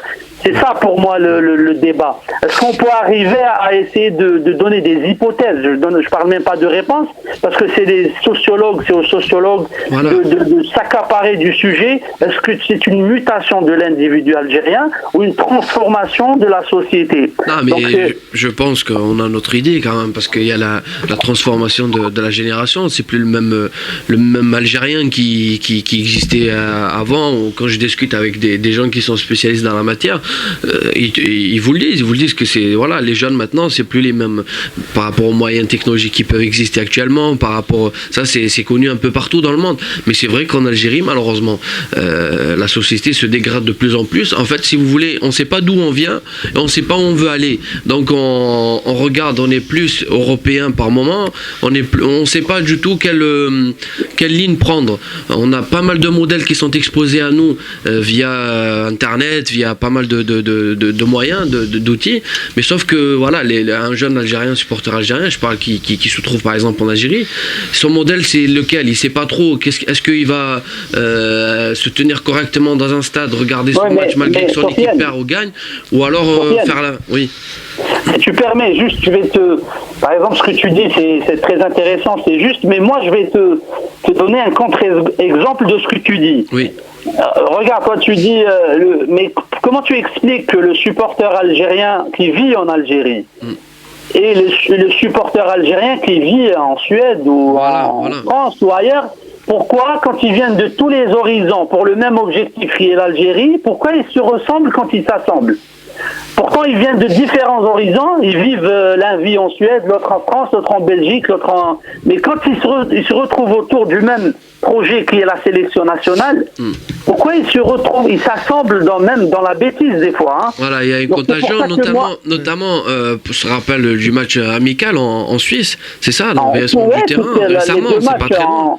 Les 2 matchs en Suisse, les matchs où, à chaque match de l'équipe nationale, vous avez un envahissement de terrain, vous avez toujours des événements qui se passent. Je ne suis pas en train là pour dénigrer ou juger, mais ça mérite de poser des questions. Voilà, ça mérite d'approfondir, d'étudier la chose, parce que c'est très important. Non, je vais rejoindre un autre point. Ça, c'est une thèse de doctorat pour les sociologues. Entre autres, moi je désigne pas, je sais pas si c'est une thèse thèse de doctorat, mais pour moi, il doit y avoir des travaux, parce que souvent on a parlé de la violence dans les stades, mais on n'a jamais étudié le souci réellement sur le plan sociétal. Ouais, je vais ouvrir une parenthèse, Lamine. Oui, j'ai entraîné en 2004 et j'ai entraîné en 2014. Donc c'est pas la même psychologie. Moi, quand je leur dis aux entraîneurs, il faut avoir une nouvelle psychologie de travail avec tout le monde, un nouveau mode de fonctionnement avec tout le monde. Les gens ils me disent non, il faut te référer à non, je dis non, les choses ont évolué. Le comportement d'un joueur en 2004, il n'est pas le même celui de 2014. Il faut être plus coopératif en 2014, autoritaire en 2004 et dictateur en 86. On a connu ça, Lamine. Un psychologue, un pédagogue, il faut un bon parleur. Ouais. Moi, quand je leur dis c'est pas les mêmes, ils me disent non, c'est vous qui êtes. Non, c'est pas le même comportement que j'ai en 2014. Quand je parle à un joueur, c'est plus pour être qu'il soit complice avec moi que moi, entraîneur et les joueurs. En 2004, c'était plus facile de transmettre un message en tant qu'entraîneur et c'était plus facile encore dans les années 98, 96. Donc, il y a, comme tu dis, il y a une transformation. En tout cas, de toute façon, moi, c'est vrai qu'il faudrait une émission complète pour essayer de résoudre tout ça. C'est très important ce que nous dit Lamine. Il faudrait avoir avec nous quelqu'un de matière, je veux dire un spécialiste en la matière. Pourquoi pas organiser ça un jour? Je travaillerai dessus. C'est très important parce que c'est vrai que... Sofiane, il faut aller plus loin avec Norden, avec ce qu'il propose comme dans les sociétés de management et tout. Et Norden est bien placé pour le savoir, c'est justement d'essayer de pourquoi pas de faire des séminaires ou des débats, que ce soit en France ou en Algérie. Là, vous me tendez la perche. Il y a nos confrères j'ai eu l'information tout à l'heure d'un journaliste de ce journal arabophone, Khabar Riyadi. Donc là, pour ce mercredi-là, ils ont le soulier d'or. Maintenant, ça fait 3 ans qu'ils l'organisent. C'est un peu le ballon d'or, le bis algérien. Et là, cette fois-ci, voilà, ils vont dédier le trophée à Albert Ebossi. Il y a sa famille apparemment qui va être présente. Et notamment, il y a un grand monsieur connu ici à Marseille, Pape Diouf, pour parler de la violence. Donc voilà, ça sera ce mercredi à l'Horaci en Algérie. Mais encore une fois, je veux dire, Pape Diouf, déjà, il n'y a pas de débat sur s'il vient, c'est bien, il peut apporter, il peut parler du professionnalisme, il peut apporter parce que en tant que il est passé par un grand club comme Marseille. Mais c'est pas Pape Diouf qui va te dire c'est quoi tes soucis à toi qui vis sur Alger, en Algérie, à Stif, à Chlef, etc. Donc, encore une fois, je veux dire, c'est une bonne initiative, mais je veux dire, voilà, il faut... C'est à très court terme, quoi. Voilà. Enfin. Non, mais bon, ça, c'est un support médiatique à caractère sportivo-commercial, donc c'est leur problème, leur ligne de... Moi, je respecte, mais nous, on n'est pas là, on est en train de parler à plus grande échelle. Pour moi... un débat national s'impose sur une réflexion de la construction, le devenir, les enjeux de la relation, surtout dans la notion, ce qui est important, de l'identité espace algérien. Parce que c'est ça, en fait. Il faut délimiter le débat à la notion de notre identité, de notre espace. Pourquoi? Parce que c'est là où se passent justement les choses. C'est là où les jeunes se reconnaissent dans quoi? Dans le territoire, dans le patrimoine, dans les ressources. Et c'est là où il faut venir. Moi, dans mes travaux, j'ai préparé même des ateliers. À travers votre émission, s'il y a des gens qui sont intéressés pour construire un débat, tout est préparé dans ma publication, Inch'Allah, que je vais essayer de finir cette année, et puis d'ouvrir, ce qui est très important, d'ouvrir des débats, des séminaires, d'attaquer, justement d'essayer d'être agressif et même offensif dans ce sens-là. Croyez-moi, c'est dans l'intérêt de notre jeunesse et de notre football, quoi. En tout cas, sachez que moi, je serai là pour vous soutenir par rapport à ce que vous dites. Je suis là s'il y a besoin, on peut promouvoir l'événement, ça sera avec plaisir. Voilà. Oui, Merci déjà. beaucoup. Oui, mais parce que là, on est pris par le temps, ça fait quand même une demi-heure. Quand on parle des choses très passionnantes, ça passe tellement vite. Malheureusement, il nous reste une dernière partie pour parler un peu du championnat français. En tout cas, comme je viens de vous le dire, c'est à organiser, c'est à travailler. C'est très important, c'est très intéressant et on le fera, Inch'Allah, dans quelque chose de plus sérieux et voilà, avoir une table ronde avec des... Je profite de ton antenne pour dire que justement, il y a un séminaire qui va se passer à Oran en mars 2015. Où justement il y aura beaucoup de professeurs, de docteurs venus de l'étranger. C'est nos amis docteur Bachir Zouji que Nordin connaît, et puis Mahfoud Amara aussi, des gens qui viennent de France, d'Angleterre, un peu de partout, d'Algérie, de Syrie, des docteurs en sociologie, en sport en général, qui vont animer un séminaire très important, très intéressant. Ça va se passer à Oran en 2015, voilà, pour les gens qui s'y intéressent qui s'y intéressent. On relaiera l'information, c'est noté, mars 2015 à Oran, on donnera plus d'informations plus tard. Pour ceux qui nous écoutent, ceux qui veulent participer à ces débats, voilà, vous savez qu'est-ce qu'il vous reste à faire. Vous connaissez le numéro de téléphone de Radio Gazelle, vous nous contactez, que ce soit par téléphone ou sur notre page Facebook, Gazelle Foot Officiel. On vous donnera toutes les informations qui vous concernent par rapport à tout ça, il n'y a pas de souci. Donc il nous reste à remercier notre ami Lamine, encore une fois, merci beaucoup, bonne soirée et bon courage pour ce que vous faites. Et nous, on va continuer à débattre et parler du foot. Merci, salam, au revoir. Allez, au revoir Lamine. Donc juste avant de finir tout ça, parce que c'est vrai qu'on a poussé un peu les murs, on n'a pas eu le temps de respecter encore une fois notre ligne conductrice. Je ne sais pas si on a un peu de temps pour donner quelques infos, oui. Donc j'ai l'autorisation du chef. Donc comme je disais, le président de la fédération algérienne, M. Roulawa, donc il a reçu le trophée de la personnalité sportive de l'année et celui de l'ordre mérite olympique. Voilà, donc ça a été organisé par le comité olympique en Algérie, à sa tête monsieur Beraf. Voilà, Mustafa Beraf, voilà, c'est son ami. Donc voilà. Et après, donc on a info mercato, il y a Belgilaïli aussi qui a rejoint l'ISM Alger. Ouais, il a signé récemment et avec deux étrangers. Delhomme aussi qui a Delhomme aussi qui retourne à la maison à Sétif, il a quitté la GSK, c'est sûr. Et on a aussi le CSC qui se qualifie pour les 18e de finale après s'être imposé face à Yassine Blabas. On a parlé pour ce match-là lundi dernier. Et donc ils vont jouer face à la GSK. Sinon, le président Hamron de Yassine Blabas est revenu sur sa décision. Finalement, ce dernier reste commande du club et Jean-Guy Wallem, l'entraîneur, a quitté. Pas prière, pas. Il est 18h39, vous écoutez Gazelle Foot, toujours en compagnie de notre ami Nordin Dali. Encore une fois, malheureusement, on a poussé les murs cette fois-ci. C'est pas nos habitudes ici dans cette émission, mais on va quand même donner quelques infos pour clôturer le football algérien. On en a marre, ça y est, on a fait le tour. Donc je disais, Jean-Guy Wellem qui va quitter Semble Abbas, apparemment on l'annonce du côté de la GSK Kabylie. On a aussi Sherif qui a pris sa place à Blabas. Donc on a Mehdi Ben Alji apparemment qui a rejoint aussi Blabas, l'ancien Yasma d'Alger. On a un franco-algérien, Oussama Abdel Djali, s'est engagé de 2 saisons à la GSK. C'est un attaquant originaire de Lyon, la Duchère en CFA.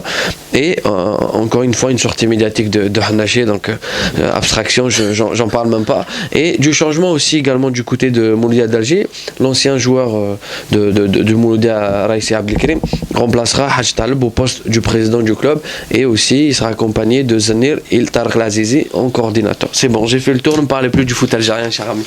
On va ouvrir le débat pour Marseille, l'Olympique de Marseille.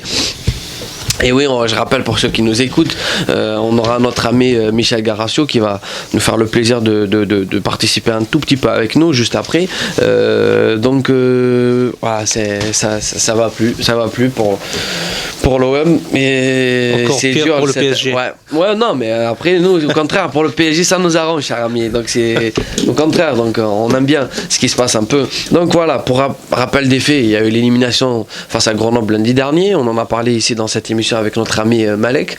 Après, bon, on s'attendait une réaction de la part de cette équipe olympienne face à Montpellier. Chose n'est pas arrivée malheureusement, donc on perd face à Montpellier, et en plus c'est plus la manière et l'état d'esprit qui a été reproché à cette équipe de Marseille. Qu'est-ce qui se passe là au début de saison? Comme on l'a dit, l'équipe elle était sur le nuage à la fin de la saison, à la fin de la phase aller. Et là on s'est dit, est-ce qu'ils pourraient garder ce cap à l'entame de la deuxième partie? Donc on a vu qu'ils n'ont pas pu déjà maintenir ce cap, perdre à Grenoble. Et après c'est l'avenir qui nous dira, est-ce que c'est des faux pas ou si tu fais fin d'un cycle, quoi. Justement, parce qu'on a parlé au début de saison, est-ce que les 14 joueurs vont tenir un peu le rythme pendant toute l'année? Bielsa il fait pas trop tourner, toujours le même effectif qu'il aligne depuis le début, et son équipe type on la connaît pratiquement tous, son système de jeu pareil, le 4-2-3-1, et ce qu'on lui a reproché aussi, le 3-3-3-1, à chaque fois s'adapter par rapport à l'adversaire quand il y a 2 points devant.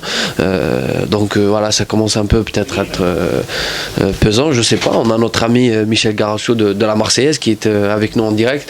Bonjour Michel. Monsieur Michel. Oui. Bonne année à tout le monde, oui. Hein. Oui, merci, c'est très sympa, à vous aussi. Bon, on n'a pas trop entendu ce que vous avez dit, mais on a juste entendu à la fin bonne année à tout le monde. À vous aussi, cher ami. C'est vrai que l'année 2015 commence un peu mal pour Marseille. Oui, 2 matchs, 2 défaites, donc une assez humiliante à Grenoble en Coupe de France, suivie par une autre qui a fait mal au moral à Montpellier. Et on peut dire que pour l'OM, l'année commence sur vraiment une très mauvaise note. Et c'est vrai que, bon, on vient juste de le dire lors de notre reprise après la publicité, c'est que 2015, tout le monde s'attendait après cette trêve comment ça va être la gestion de cette équipe, et surtout de voir comment ils allaient réagir les joueurs après cette trêve. Apparemment, ça n'a pas été bénéfique pour l'équipe. Non, j'ai l'impression qu'ils ont encore la tête en 2014, comme si ils ne s'étaient pas rendu compte que la compétition avait recommencé. Cher ami, je serais obligé de vous couper juste une petite pause publicitaire. On vous reprend juste un instant, restez en ligne. Ne bougez pas.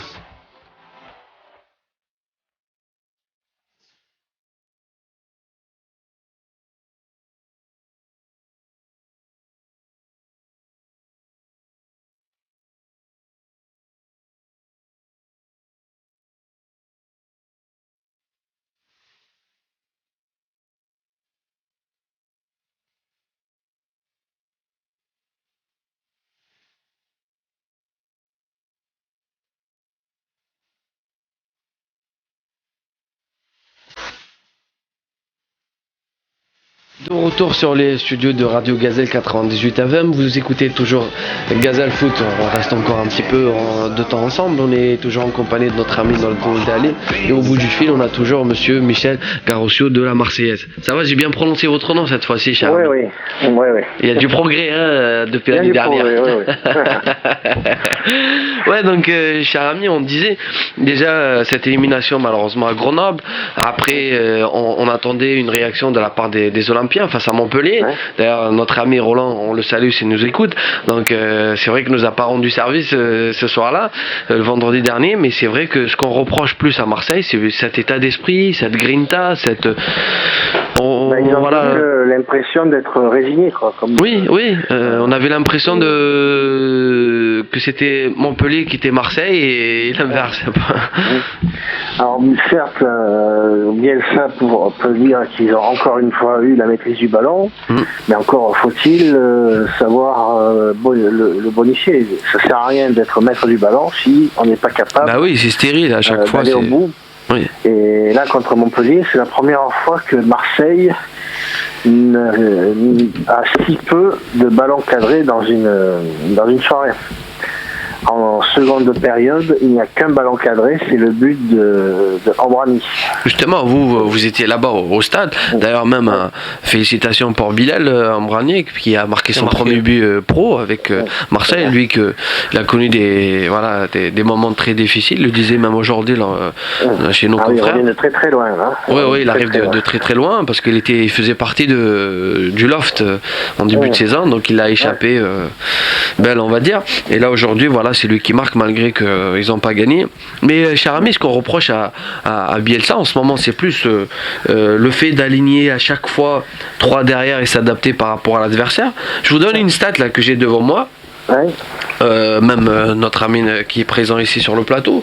Donc Marseille, en fait, en version 4-2-3-1, 12 matchs, 9 victoires, 3 nuls. OM en version 3-3-3-1, à chaque fois quand il y a 2 pointes, je m'explique, en 2 attaquants adverses, donc Bielsa revient à 3 pour être en supériorité derrière dans l'axe. Il y a 8 matchs, 4 victoires, 2 défaites et 2 nuls. Oui, donc c'est beaucoup moins efficace et c'est beaucoup plus contraignant pour les joueurs. Oui, et même on le voit d'ailleurs, certains ont du mal à... On commence à parler parce que voilà, encore une fois, c'est pour ça que quand on explique aux gens que quand il y a la victoire, tout va bien. Je veux dire, voilà, elle cache les non seulement les défauts, mais plein de choses. Mais maintenant qu'on est un peu dans le dur, les joueurs, certains commencent un peu à parler dans la presse et même dire et parler. Voilà, je sais pas qui c'est qui j'ai vu une déclaration d'un joueur. Je crois que c'était, je me rappelle pas exactement, mais voilà, il disait qu'on a du mal avec ce système à 3 derrière. Donc, je voulais faire des remarques, s'il peut me répondre. Cette équipe, est-ce qu'elle manque de caractère? Est-ce que c'est une jeune équipe aussi inexpérimentée? Elle peut pas gérer, je pense, le statut de leader. Et aussi, est-ce que le parcours est au-dessus de leur capacité? Non, du caractère, il y en a, puisqu'il y a des joueurs qui ont quand même de la bouteille en Ligue 1. Hein. Oui. Rod Fanny, André-Pierre Gignac, même Dimitri Payet sont des joueurs qui devraient être capables de tenir, de tirer vers le haut cette équipe. Donc l'expérience, elle est là. Ensuite, le fait est que l'OM est devenu prévisible. Ouais, tout le monde sait, tout le monde s'inspire un peu de ce qu'il a fait Fournier, ce qu'il a fait Cartier aussi. Donc tout le monde, chaque fois qu'il va aborder Marseille, ils vont se mettre en 4-4-2 en losange ou voire même à plat, mais pour mettre 2 devant. Il faudrait que Bielsa trouve un moyen de surprendre à nouveau. Eric Guéretz avait connu ce souci à une époque et il s'était remis en cause et il avait trouvé une solution qui avait permis à l'OM de redevenir une équipe imprévisible. Oui. En jouant en faisant jouer Benoît Chéroux un peu plus offensivement, il avait toujours un petit truc qui faisait que on ne savait pas ce que l'OM allait être capable de faire. Voilà. Il faudrait que Bielsa s'inspire de ce qu'avait fait Guéretz à cette époque-là. Et peut-être c'est le moment aussi de faire tourner un peu Michel, non? Oui. Et peut-être c'est l'usure depuis le début de saison aussi, 14 joueurs à chaque fois. Oui, il y a certains joueurs qui commencent à tirer sur la corde. Il a voulu faire, je pense, quelques essais à Grenoble, ça n'a pas marché. Il y a aussi le fait que il a quelques joueurs importants qui sont blessés aussi. Et il y en a certains aussi qui sont partis à la CAN, mais bon, il y a 2. Djadjidji a décliné la sélection. Et les Mina aussi, donc il n'y a que Ayou et Nkoulou. Oui, mais il y a le fait que Romain Alessandrini, qui aurait pu pallier le départ d'André Ayou, est toujours blessé. Et Barada, c'est un mystère, il ne revient pas non plus. Et là, c'est un gros handicap puisque ce sont 2 joueurs qui auraient pu permettre de varier un peu le jeu, le système. Et est-ce qu'on parle peut-être de recrues, Michel? Vous qui suivez Marseille tous les jours? Ils étaient sur Sofiane Bouffal, Mais Apparemment, il a signé. Il a signé 4 ans au LOSC. Au LOSC, Lille. Donc maintenant, qui fait revenir? Qu'est-ce qu'il recherche comme profil pour. Là, peut-être un milieu offensif, mais capable de jouer un peu plus devant. Peut-être un buteur, parce que bon, on se rend compte que Batshuayi n'a pas l'étoffe pour le moment de prendre le relais quand Gignac. C'est encore tôt, pour lui. Lui, il est encore un peu tendre. Donc l'OM a besoin de quelqu'un qui puisse prendre le relais de Gignac et être un vrai renard de surface. Et là, actuellement, je ne vois pas qu'un club qui accepterait de renforcer l'OM. De toute façon, même en titre de prêt, après, qui profite à tout ça, qui en profite, c'est Lyon. C'est nos amis lyonnais, parce que eux, ils ont vu venir la chose, donc par rapport au fair play financier, ils ont été visionnaires là. Donc ils sont inspirés d'une politique, la vache maigre, mais ça a donné ses fruits. Confiance à ces jeunes. Voilà, mais par contre, nous, le problème ici, il n'y a pas. Ça fait un bout de temps qu'on n'a pas vu un petit jeune prodige qui sort de. Le fait est, on voit de temps en temps un jeune qui met le nez à la fenêtre, il va jouer 2-3 matchs et après il repart. Et il y a eu en début de saison Sparagna, on a eu Porsan Clémenté qui a fait des apparitions, mais depuis ils sont plus dans le groupe. Alors c'est bien peut-être de les mettre en avant, mais ce serait bien de les faire, de leur donner du temps de jeu pour qu'on voit ce qu'ils ont sous le capot. Sous le capot, voilà. Ouais, non, mais ce qui s'est passé avec Lyon, c'est qu'on a très bien étudié un peu la chose, notamment pourquoi j'insiste sur ça, parce que quand on a fait confiance à Rémi Garde, parce qu'on sait que lui, il connaît très bien la maison, il était responsable du centre de formation. Après, quand on va aller faire appel à Fournier, donc on lui demande de venir tout seul, donc avec le staff Genesio aussi qui fait du très bon travail. Donc voilà, on est toujours dans la même ligne. Et là, moi personnellement, je suis pas surpris de les voir où ils sont aujourd'hui, parce que et en plus, je crois qu'il faut compter sur eux maintenant. Sur Lyon, le Paris Saint-Germain qui va pas bien en ce moment, donc c'est une énigme encore une fois avec tout l'armada de joueurs qui disposent. Mais nous, ce qui nous intéresse, c'est que là, on voudrait bien que ce dimanche face au TFC à la maison, qu'il y ait une réaction, qu'il y ait un autre état d'esprit, qui est voilà. Sur d'orgueil, quoi. Voilà. Ouais, sur ce vrai, mais sauf qu'ils vont jouer contre une équipe de Guingamp qui est elle aussi en pleine dynamique, qui a montré l'exemple aux soi-disant gros bras du championnat que sont Lille et Saint-Etienne en jouant le jeu en Ligue Europe et en continuant l'aventure. Ils ont compris que la Ligue Europe pouvait être un booster pour le championnat. Et je pense que ça va être beaucoup plus compliqué de battre Guingamp au Vélodrome que ce ne l'avait été d'aller gagner là-bas au Roudourou au mois de Parce que même aussi, je veux dire, ils sont en très bonne forme, parce que leur qualification historique, même leur joueur Beauvu aussi qui fait des bonnes choses actuellement, il est même nominé pour être meilleur joueur du mois.